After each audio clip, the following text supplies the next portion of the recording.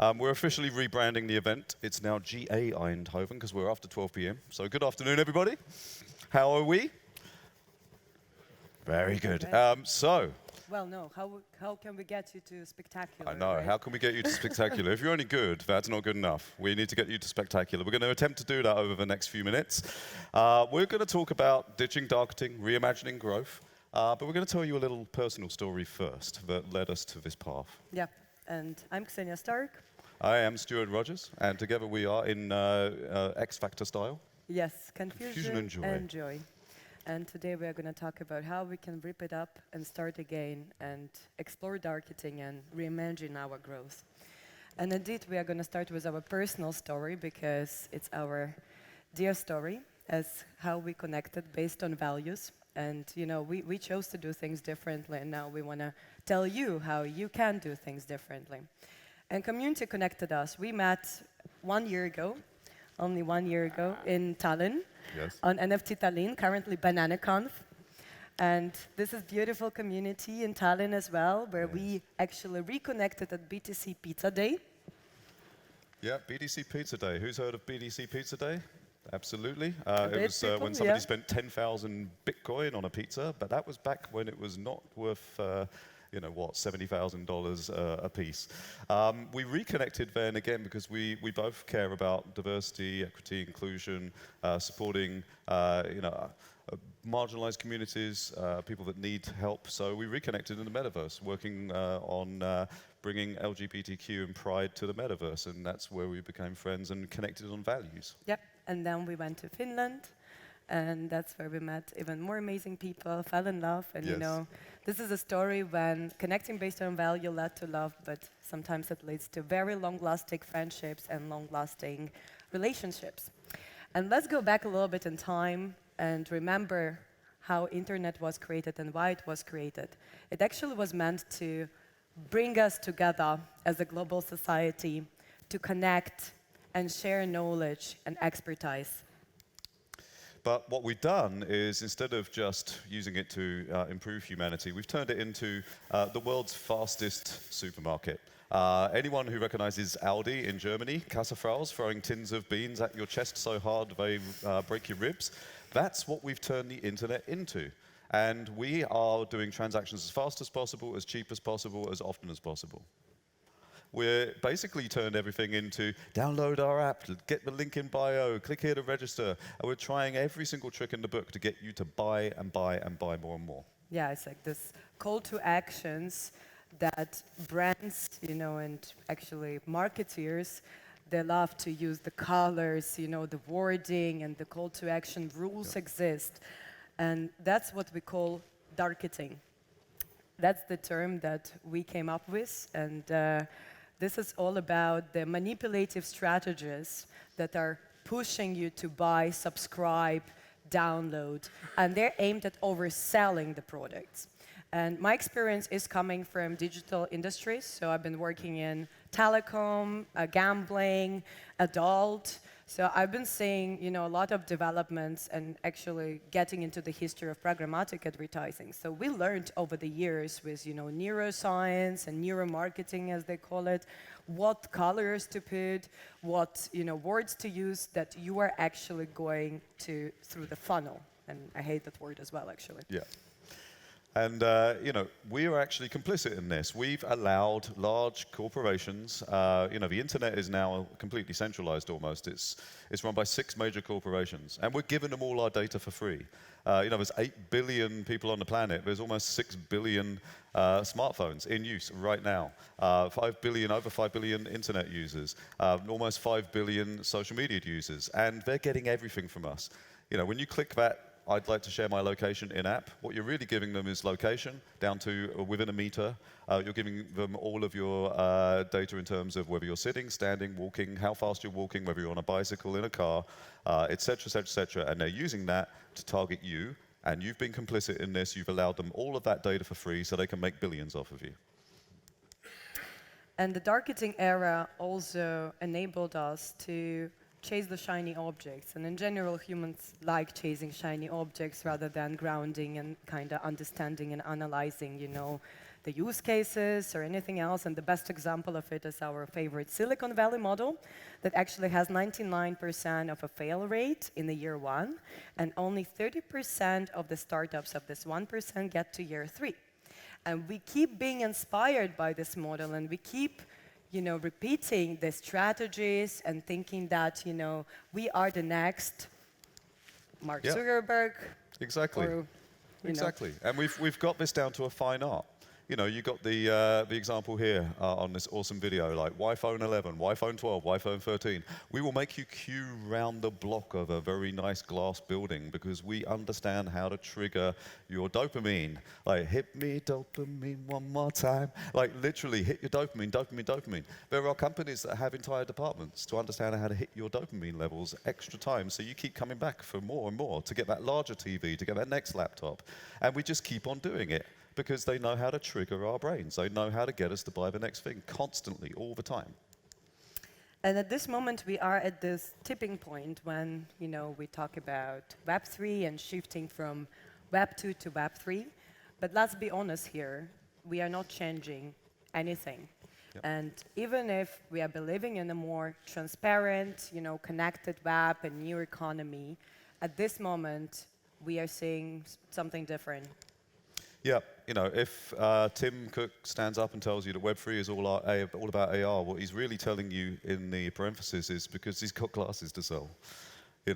That's why he's making it all about AR. I've written stories about him talking only about AR. If Zuckerberg is talking about the Metaverse, or as we heard yesterday, VR and AR, it's because they want to make ads more immersive, and they also want to get your eye tracking data and your movement data, so they can target you more effectively. Let's remember, these companies, Meta, great company, but 99% of their revenue comes from ads. So this is why they're doing this. And the honest state of Web3 and Confusion&Joy, us together, we did the analysis on the Bitcoin ownership. And actually, around 60% of Bitcoins belong to that tiny group of people, which is basically capitalism on blockchain.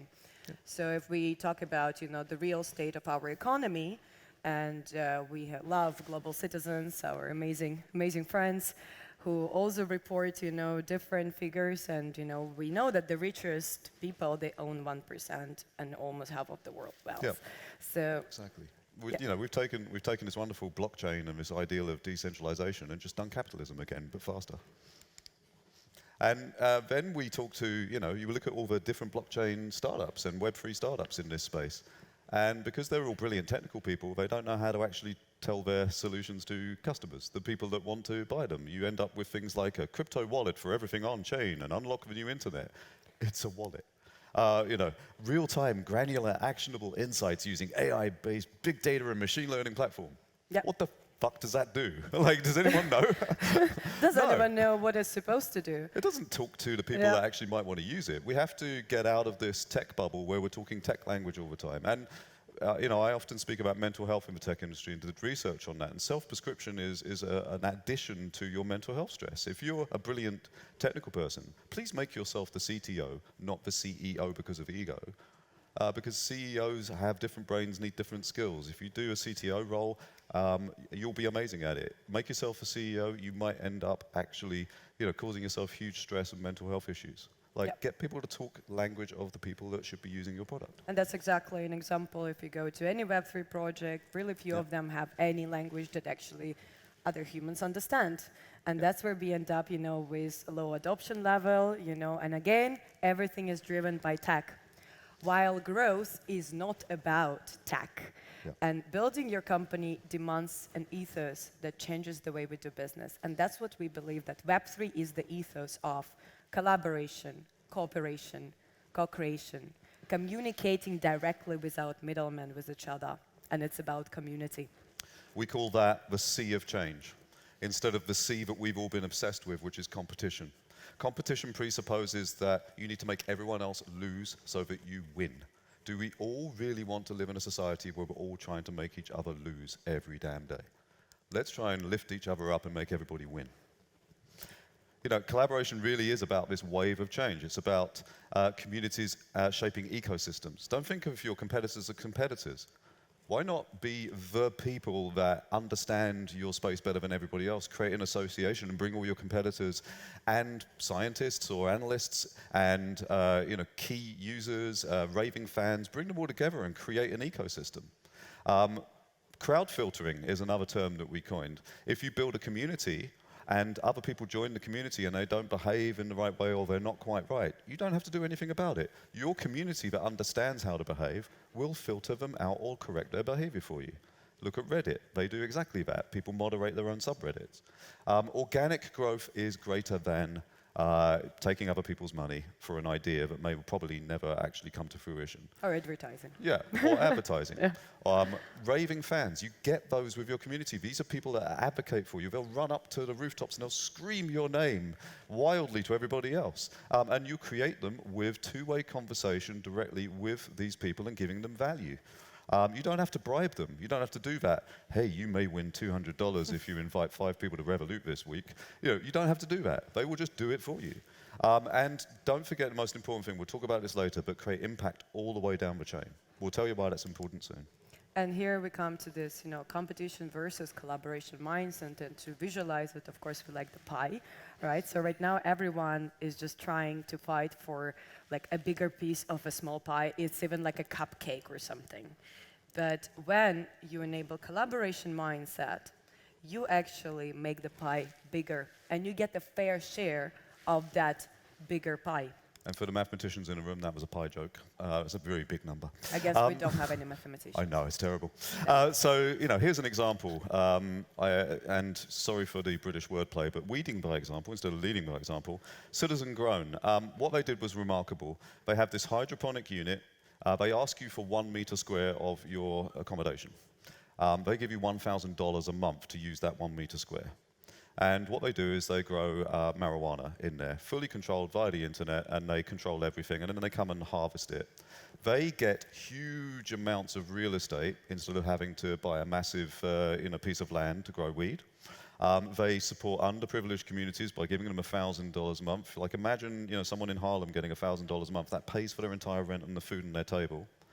For giving up that space. They then created an association and brought all of the cannabis interested people together so that they can continue to lobby for making it more legal in more states. And when they finish in the US, they'll go around the world.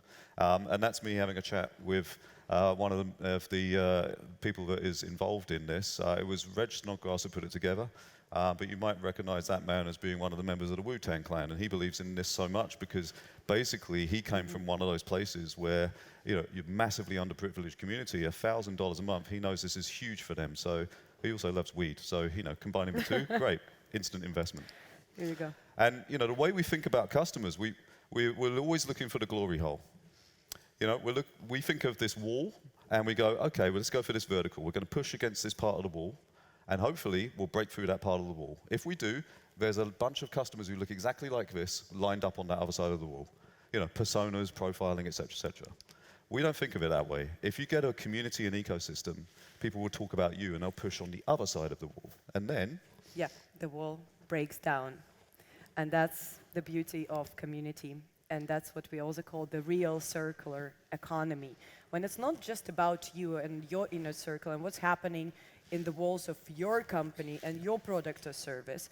It is about creating value for yourself and for others and for the whole community, or if you want to call it ecosystem, your stakeholders. So considering all of them and understanding what you're tapping in with your product or services.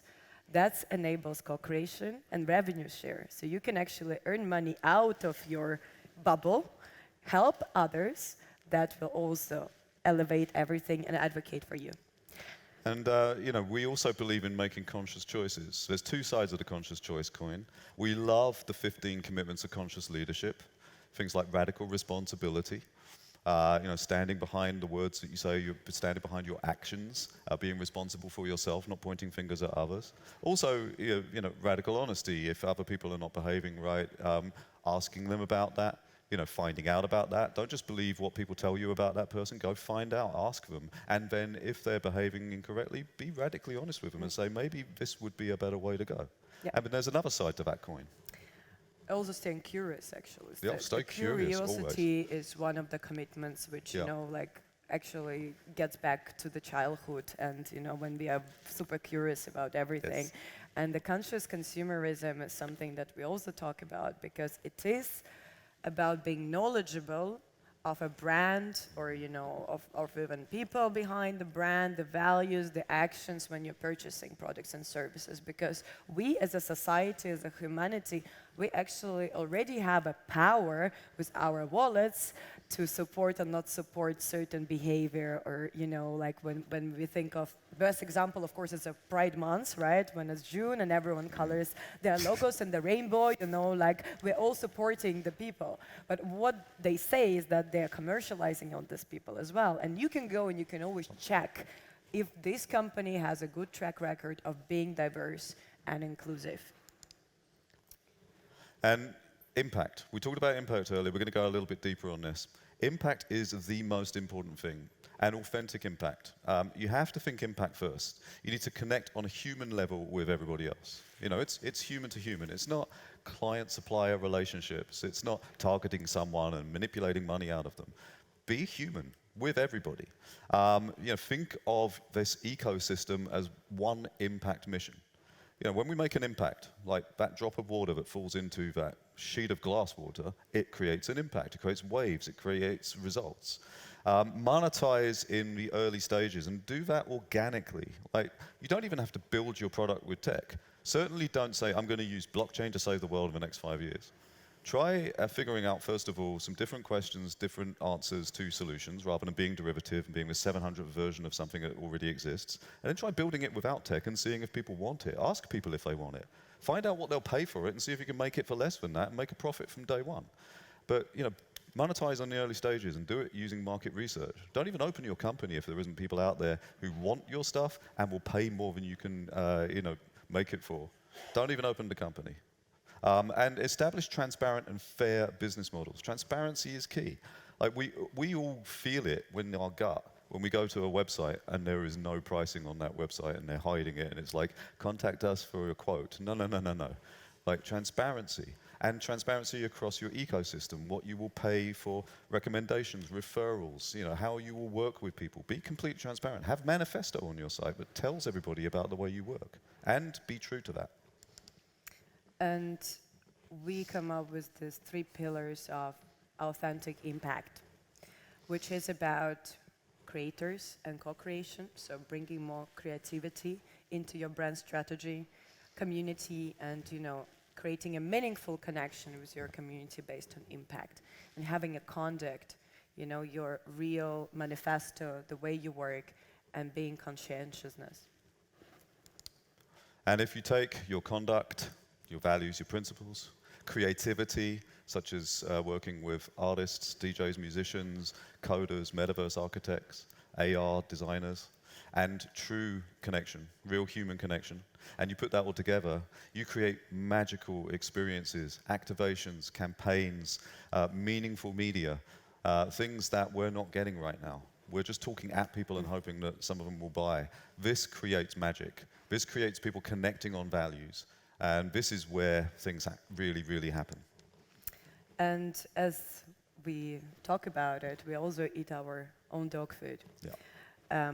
Actually, that's our friends and family, because we don't call our, you know, clients partners. We call them all friends and family, because we also have one rule, which is, I'm going to share with you as well. Don't work with people you don't want to hug. No. Because actually on your human level, sometimes your body is telling you, that's a no-go. You shouldn't take this money, you shouldn't take this job, you shouldn't sign this contract. Exactly. So since last year, August, we, you know, formed that friends, and these are just some of them. Yeah. And we've been doing, you know, experiences and also consulting, you know, startups in major, you know, ecosystems, and also events such as Art Basel Miami or World Economic Forum or Mobile World Congress and Web Summit, etc., etc. So, and we've been doing it with the approach of organic growth, community, people judging us by our actions at the spot where we are, and then deciding whether we want to work with them. We didn't do any much podcasts or advertising. We don't have much social media. We have just a simple landing page And we are showing with our actions that we can do things differently. And it's our choice to think, become more conscious, and understand how you can drive your business with impact. Yes, so that is our approach. It's working. We're advising 6 companies right now. We've done all of those events. We're doing even more in the future, and some pretty outstanding ones, because we believe that the hand of confusion and joy changes everything. So we thank you for allowing us to touch you, not in a creepy way. And that is how we ditch marketing and move forward into a brand new world where we get to rip it up and start again instead of doing the same shit, different day. Thank you. Thank you. Wow, thank you so much for this thought-provoking keynote. Really enjoyed. There were so many things that was like, touching my brain all the time, from Bitcoin to, I'm also scared of all the cachets, right? Putting all the products, throwing them at you. Yes, we know that. Yeah. Now, lately I was speaking with a lady I'm coaching on dark patterns. So she's working a lot on dark patterns. And she told me there was a recent research done by Forbes that shows that 40% of consumers already saw a unexpected but unpleasant financial consequence because of these dark patterns that they see. Big websites like Booking.com, etc. And she told me now, finally, European Commission is taking charge. They finally talk to Booking.com and these big giants like, okay, dark patterns, they're not okay anymore. I mean, has anyone seen those adverts for Temu? With all of those amazing products? Temu is a... I was just going to say, and now we have Temu. Yeah. So Here we go. Temu would do social advertising and say, you get a free drone. And then you go to the site, and the first thing that pops up is a Wheel of Fortune where you can get some money off. And then you get your free drone. If you buy 5 products at 70% off, you just got on the Wheel of Fortune. So before you know it, you got a free drone, but you spent $200 on crap. It's ridiculous. 120 million new users in 2 months. Of course, and because that's again targeting, and looking into all these strongly regulated industries and regulators always coming later and later, like if we talk about telecom and these times of send a number 3322 and with the word yes, this stuff on the TV, since then nothing changed in telecom actually. They're still doing the same patterns, and for us, why we talk about these topics on the conference is because we believe that if we as people start being more educated on technology, and I think Peter was also mentioning that, knowing and understanding your values and being a good human, what does it mean to be a good human, then we don't need to regulate ourselves, because we would self-regulate. And that's what we need to push more of, self-regulation, not doing business for business, stop capitalizing on people, being honest with people. This is the way of this shift of the mindsets, because otherwise we'll have a next team and the next team, and it's never going to stop. So I totally agree with you. We need to work more on self-regulation, but in the end, it's about the big bucks, right? I mean, look, for example, at the cryptocurrency industry. We have Coinbase, we have Binance, 2 big cryptocurrency exchanges. Coinbase mentioned from the beginning, let's work with the regulators and make it right. But then Binance said hey, the San Francisco rule of saying hey, move fast, break things. They became by far the largest exchange platform. They gained 100 times more money than Coinbase. And now they're being scrutinized, but still they have so much money to pay for the lobbyists, to pay for the lawyers. The real story of Coinbase is they got, I think it was 175 million in funding. They turned over. They were turning over after the first year something like 3 billion, and they had 1 support person because they didn't actually spend any money on supporting the customers. They spent all of that money probably on ping pong tables and themed meeting rooms, but all that money went into themselves. As a result, when I had a problem with money that was stuck in there because they didn't do the regulations right, and they had to wait for 6 months to get the UK regulations. So I couldn't get my money out for 6 months. And every time I sent a support message, when you get the, we will reply to you in 24 hours? They sent a reply saying, we will reply to you in about 3 to 4 weeks. And it took me 4 months of the 6 months to actually get them to give me my money.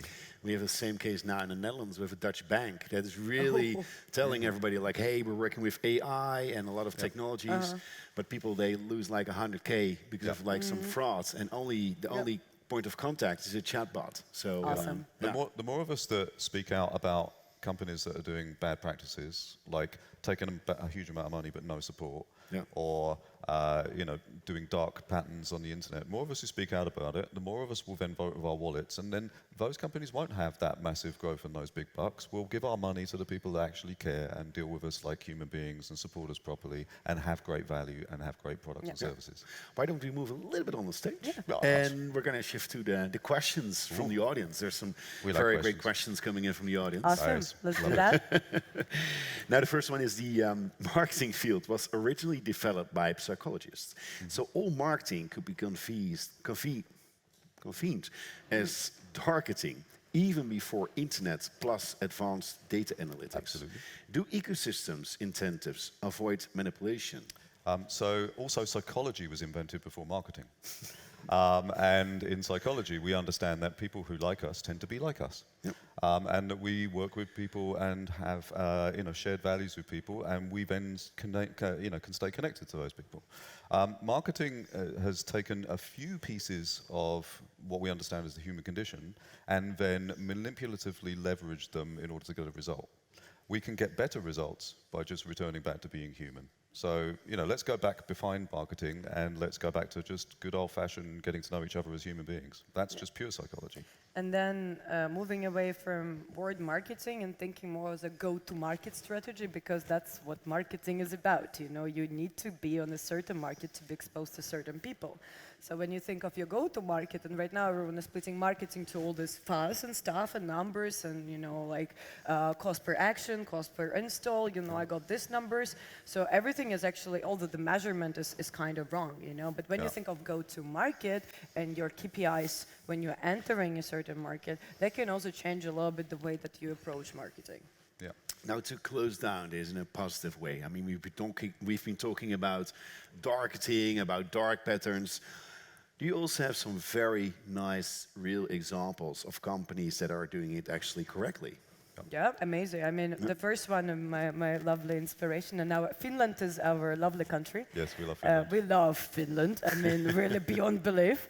So if you've never been there, go there in summer for Midsummer Day. We're not being paid by the Finnish Tourist Board. And no, we're not getting paid for it. But there is a brand, for example, Metacampus, which is a fashion brand coming from Finland. It exists for like more than 100 years. They have amazing patented patterns. They collaborate a lot with artists. So they actually, for artists, they are for Helsinki and for the whole like Finland, they make impact. They always support Pride, but purely like with good intentions. They also have their Marimekko Day even as a holiday, and they celebrate it in Finland and Japan, and like building bridges and cultural bridges and being real good example of sustainable, diverse and inclusive company. And if you look at Finland, this is not a small boutique place. I've been on a tour of their massive factory. I can show you pictures of hundreds of rolls of patterns.